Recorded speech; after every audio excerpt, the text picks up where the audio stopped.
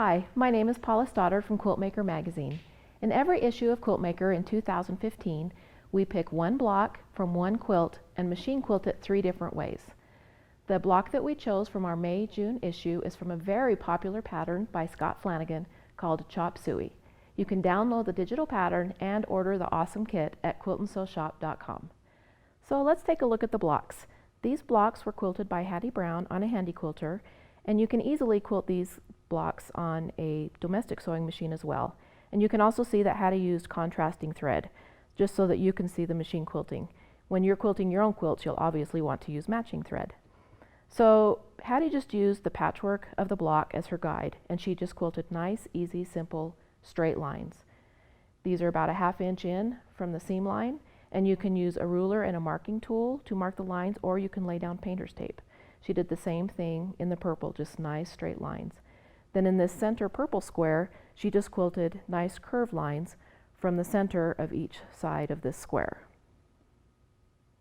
In this block, Hattie also used the patchwork as a guide, and she just quilted pairs of lines across all of the white patches. You can either space these so that they are equally apart in inches, or you can make them a little more random for a little more interest.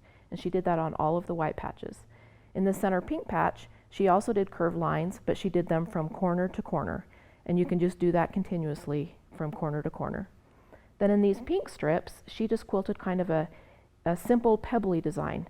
And you just do that by quilting circles, and then you can go around and kind of travel on your own lines to go from circle to circle. Don't be afraid to cross over your sewn lines, because that's what adds this great texture. In this third block, in the green patches, Hattie quilted lines going back and forth, and they're very, very close. They're even closer than 1/4 inch apart. And you just travel, go nice and straight, and then do a little turn and come right back down. And you can mark these lines, or you can just use your sewing foot as a guide to do these lines. And she also did this in these patches here. And that adds such great texture to this block to do that tight of quilting. Then in these white patches, to kind of balance it out and add a little more interest, she just did these curves. And these are easy to do too. You just take and do a circular motion like that, and then you can come back out and go to the next one, and then come back out, and then go to the next one, and come back out, and travel on these same stitch lines as you go, so that you can make it continuously all the way around your patches. So I hope that some of these quilting designs has inspired you to try your own machine quilting. Don't be afraid to try new things, to doodle around on paper with a pencil, and see what feels good to you and what you like. If you like these 3 designs, you can follow the link below to download the free PDF pattern that show these examples, as well as a few blank blocks so that you can do your own doodling.